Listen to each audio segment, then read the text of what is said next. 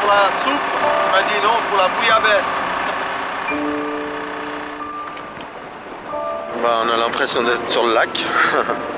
Et que on fait le même métier. Il fallait bien qu'un jour la pêche s'invite à bord de Chamade. Et quoi de plus naturel que cela se passe au Japon? Mais ce n'est pas le monde de la pêche industrielle que nous souhaitions rencontrer, plutôt celui des artisans, des petits pêcheurs.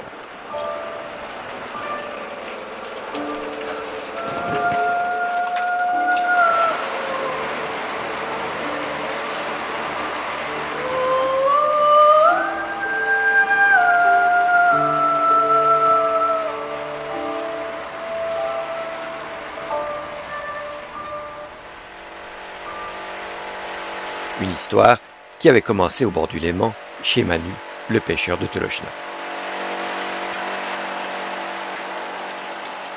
Tous les matins c'est différent la lumière. Mais c'est vrai que c'est le moment que je préfère. Dès 9 h le matin, que ça commence à bouger, à promener les chiens, à te poser des questions, là c'est pas la même.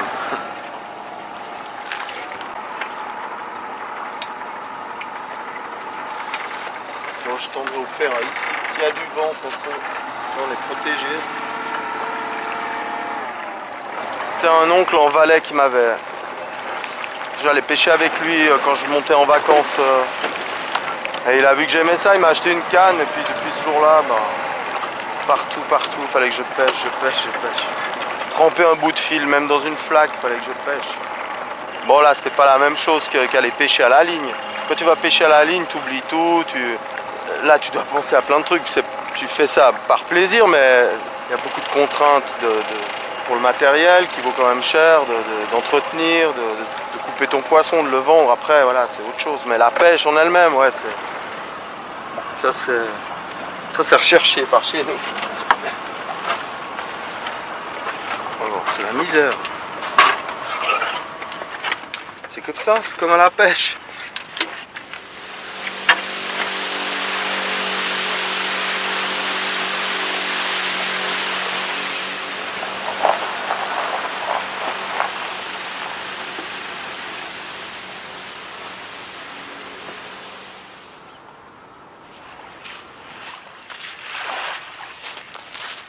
C'est clair qu'on surveille, il y a le matériel actuel, le matériel moderne qu'on a pourrait faire des dégâts, mais on a une bonne gestion du lac maintenant avec une pêche professionnelle qui est respectueuse. Il y a toujours des abus bien sûr, mais dans l'ensemble, les gens ont compris que c'était leur moyen de subsistance à long terme, et puis on a des règles très strictes quand même, avec du matériel qui empêche de taper dans le capital. Voilà. C'est tout du 23, ouais. Il y a combien de pêcheurs professionnels sur le Léman? Il y en a à peu près 90 sur le côté suisse et puis une soixantaine côté français. C'est limité ou n'importe qui peut s'installer? C'est limité, oui. Alors on limite le nombre de pêcheurs et ensuite chaque pêcheur est lui-même limité, il y a un quota par kilo? Non, c'est uniquement les professionnels, c'est uniquement les engins. Nombre d'engins, dimension des mailles. Et puis bien sûr les périodes de protection, parce que quand les poissons se reproduisent, on n'a pas le droit de les attraper. Oui. Ça va? Oui. Ça va? Pas beaucoup, hein? Merci. Hein? Pas beaucoup. Moins content? Oui, c'est mon employé. Oui, c'est plus que mon employé. C'est ma sœur. Elle fait tout pour moi, elle me fait à manger, elle travaille jusqu'à point d'heure. Elle est venue du Vietnam, en fait, elle est mariée ici. Ça fait 2 ans maintenant. Parce qu'avant, elle travaillait dans une usine à couper les pangasus au Vietnam. Puis elle s'est mariée avec un Suisse, ils habitent à Morges. Et elle cherchait du travail et ce qu'elle savait faire, c'était couper des poissons. C'est une perle. Elle est super. Des fois, moi je fais plus rien. Non, je fais pas plus rien, mais je remarque que elle n'est pas là. Je dis, oh merde, il y a ça, il y a ça. Avant, c'était moi qui le faisais seul. Maintenant, voilà. Alors ça me permet de tirer plus de filets, de checker plus mon matériel. Avant, j'avais pas le temps, donc je pêchais avec des filets qui avaient plus de trous, qui étaient plus endommagés. Maintenant, j'ai le temps de checker. Pendant qu'elle met sous vide les poissons pour le marché, Voilà. qu'elle les taille, ben moi je suis avec mon matériel. Non. Elle dit mon patron, je suis pas son patron. Je suis en train de fumer ma ferra, enfin j'allume le feu. Comme ça on va se poser un moment. Je les ai mis au sel, c'est bête. Donc elles sont congelées à la base. Je fais un stock. Je sors ce que j'ai besoin. Puis maintenant il faut bien regarder l'heure et puis pas trop boire des verres et discuter parce que tout est cramé après. Après je peux faire beaucoup de choses avec, c'est donner une plus-value au poisson. Après on peut faire des rillettes, on peut la manger avec une salade. Et elle se garde 15 jours aussi. Voilà, ça c'est les petites, les autres je vais les laisser encore un petit peu je pense. Je vais faire un petit contrôle. Ouais. Voilà.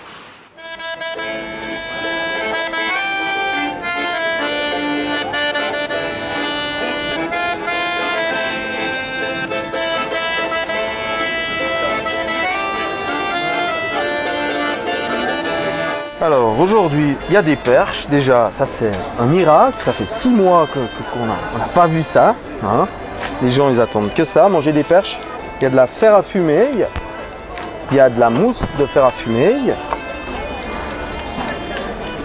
Ça marche bien, les gens ils sont contents de voir qui pêche le poisson, ils sont contents de manger des produits locaux. Ça va, demain encore? Demain, madame. Demain, C'est frais. Ah, mais faut pas les laisser dans le coffre de la voiture. Oui, non, mais c'est des vidéos, c'est pas Bah ouais, moi j'aime bien les gens. C'est rigolo, quoi. C'est un sketch, ce marché.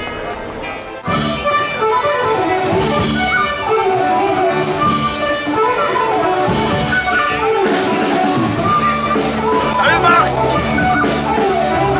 Alors ça, c'est le Nasville Festival. C'est la deuxième fois qu'on le fait.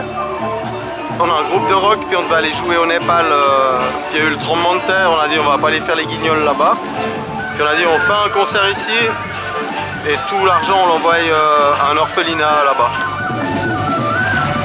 Manu Negro. Voilà. De toute façon, on va se séparer parce qu'on s'entend pas du tout.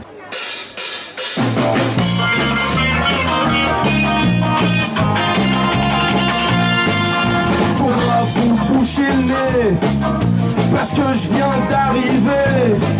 Vous pouvez prendre la fuite si je refoule la truite. Je suis un renégat pour toi et l'odorat. C'est vrai que je pue, que je sens la morue. Pauvre pêcheur, maintenant et à l'heure de bonheur. Pauvre pêcheur, maintenant et à l'heure de bonheur.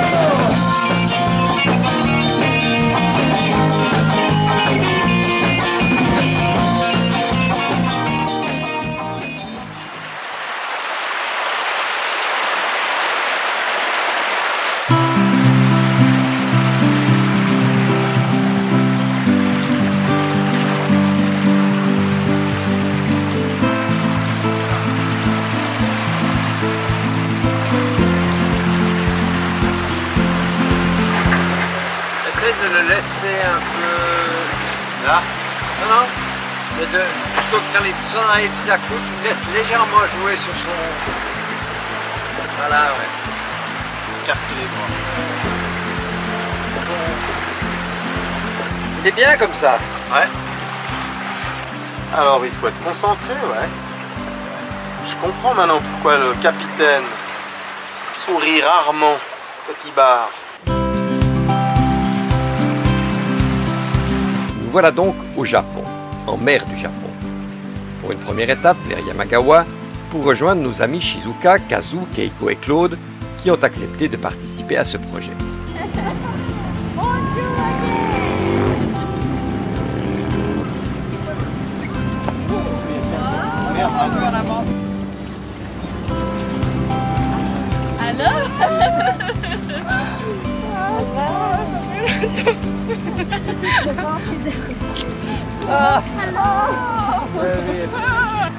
Manu? Oui, Manu. Claude. Claude sera notre traducteur. Ouais, c'est bien. Oui, je suis ici depuis 17 ans maintenant. Ouh. Et puis je parle un petit peu de japonais, mais le français il est un peu rouilleux. Alors. Oh, tu parles bien. Merci. On dirait même que tu as l'accent italien. Vraiment? Oui. Ben, ça irait bien alors. Et j'habite ici à Yamagawa, un peu plus derrière. Et puis merci pour venir me chercher. Ouais. Je suis très content.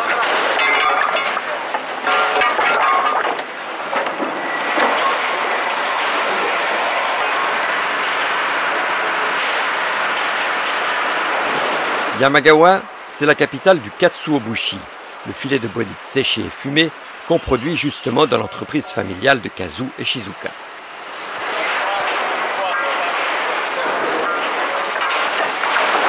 Ça c'est du thon et de la bonite. Et puis ça a été pêché au milieu du Pacifique, entre la Papouasie et la Micronésie.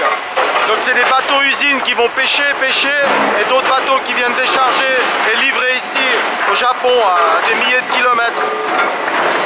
Ça fait peur.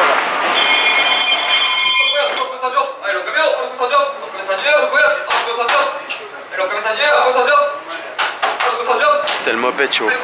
Ils achètent, ils vendent, ils lancent des plaques. Je comprends rien. Good business. Little bit expensive. Hein. Yeah, high level place. Je crois qu'il n'était pas content, il y avait 20 centimes de trop par rapport au prix où il s'en sort bien. Quoi.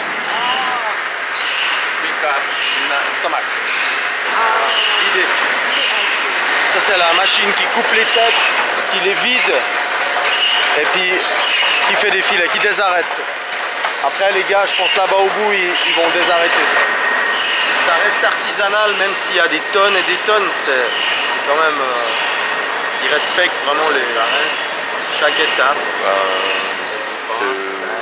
Big bones, only big bones.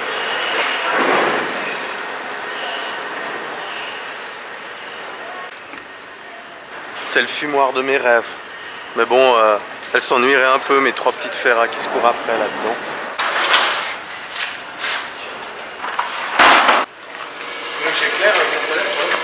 This is fat, this is not so fat.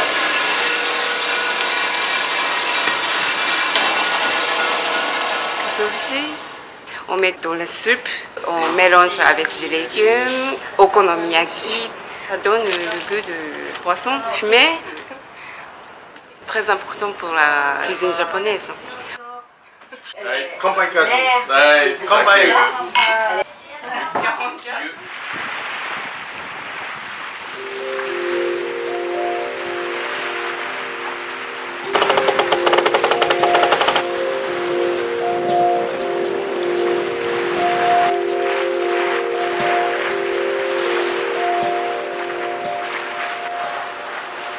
Alors quand je m'embête, j'écris des chansons. Faut que ça rime. Avec sushi, harakiri, Nagasaki, chamade, malade, les vagues.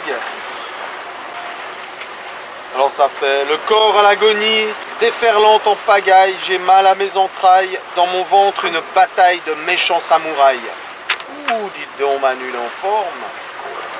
Alors voilà, par contre, faut pas que je les perde. Hein. Faudra faire la musique avec ta fille.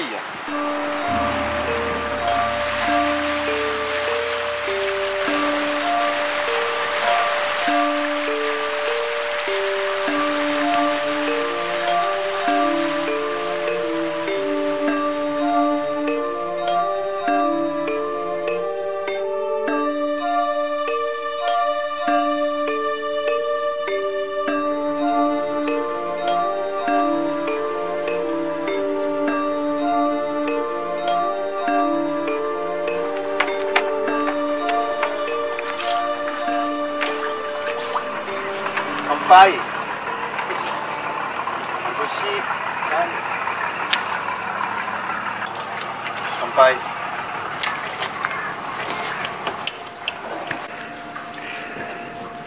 C'est couper le doigt. Hein? À la pêche? On va traduire.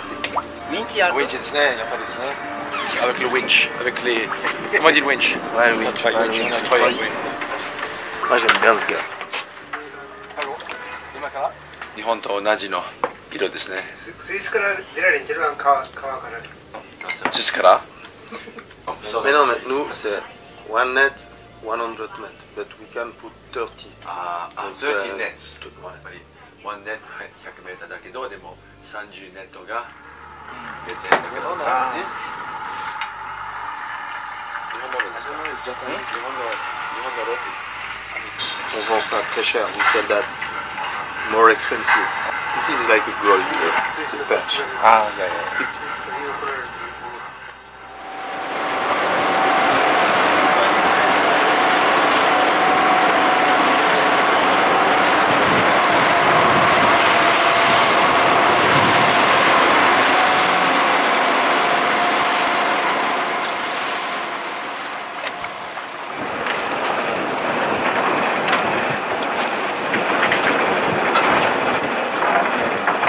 Ils ont du sacré matériel, un gros bateau, bon ça c'est normal, puis de l'hydraulique, alors ils peuvent lever des tonnes avec ça. Là ils pêchent des poissons bizarres.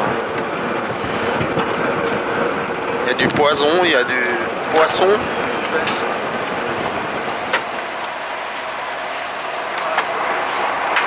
Je vais aller mettre ma salopette. Faut pas me salir, je vais aller les aider. J'ai une salopette toute neuve, made in Japan.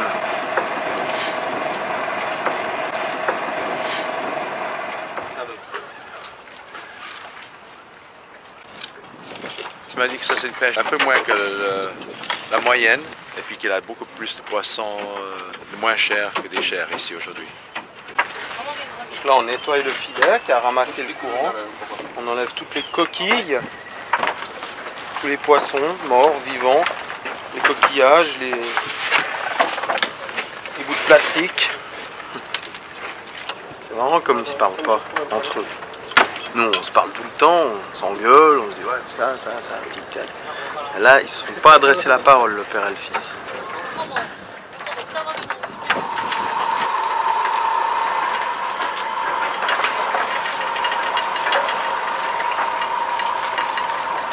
Là j'ai reçu ma paye, ils nous ont donné 1, 2, 3, 4 poissons.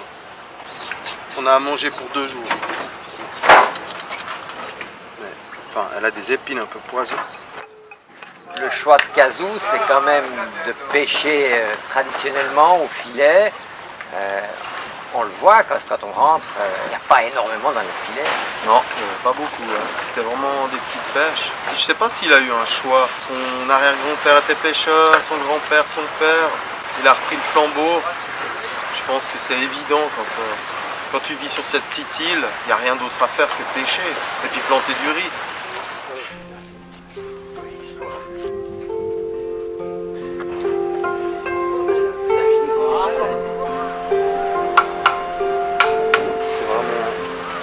Un village de pêcheurs, vraiment un village de pêcheurs.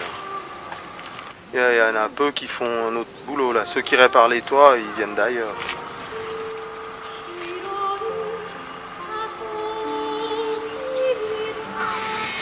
Il y a 2-3 paysans, mais en haut c'est le riz, les terres, et en bas là, le village c'est le poisson, le poisson, le poisson. Et les gens ils sont gentils, ils sont vraiment simples et gentils. Comme tous les pêcheurs, quoi.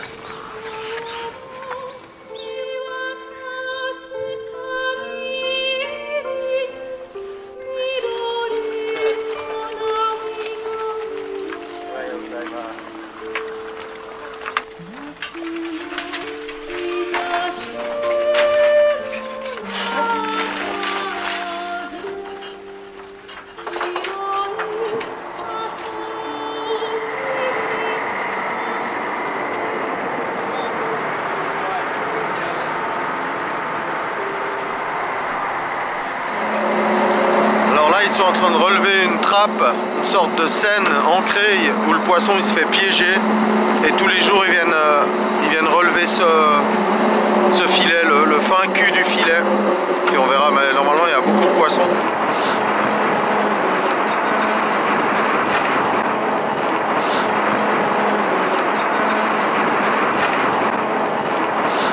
Voilà, ils vident le sac vident le sac et ils trient chaque sorte de poisson. Les calamars avec l'encre, ils ont fait un gros mérou avant, il y a toutes sortes de poissons là. Les petits, les gros, la maille elle est petite là.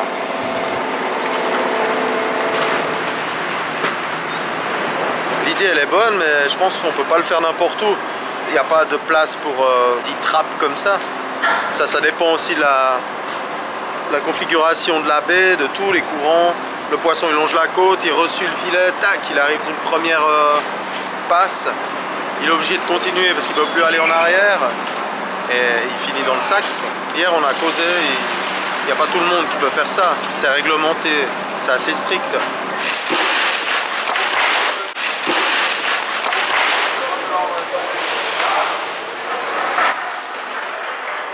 On vient ici, on se sert, puis après on les pèse, puis on les achète. Ça c'est tous les matins. Elle dit non, non, non, non, non. Somme ok, ils viennent. On entend le bateau qui vient, et puis on vient tout de suite. Là il y a bien une tonne et demie, je sais pas plus. Ils sont bien organisés en tout cas.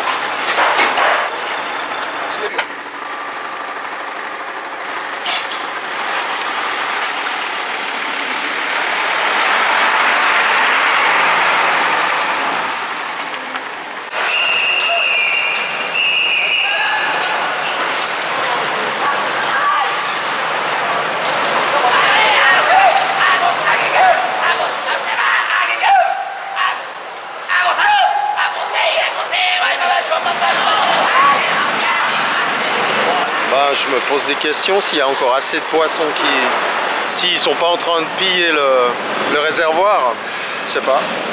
C'est impressionnant. Si tous les jours c'est comme ça, on a de la peine à se faire une idée. Je pense que c'est même pas le plus gros marché qui existe, mais c'est déjà impressionnant là.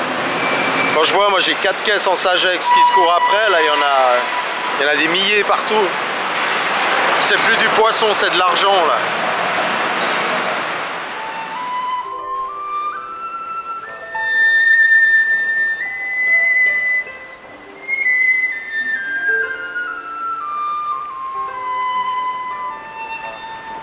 Il y a des bateaux d'usine qui pillaient les océans, je les ai vus, mais j'ai vu aussi des petits pêcheurs comme Kazoo, qui pêchent un peu comme nous, qui sont un peu victimes de la surpêche parce qu'ils doivent partir très loin maintenant.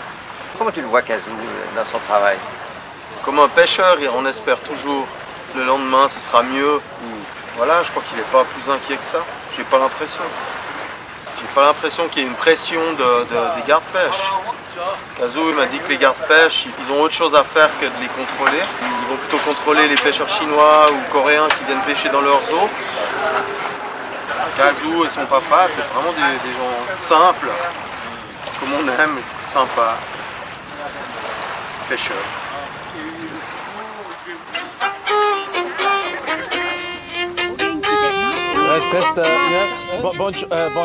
Bonne chance, sois fort et puis reste en santé. Tiens les forts.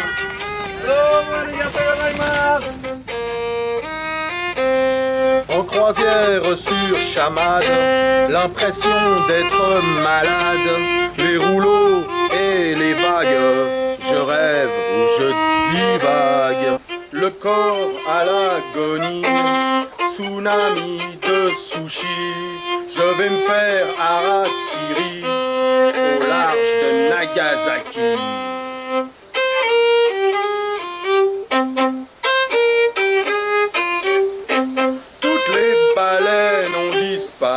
Les kamikazes se sont perdus, le pays du soleil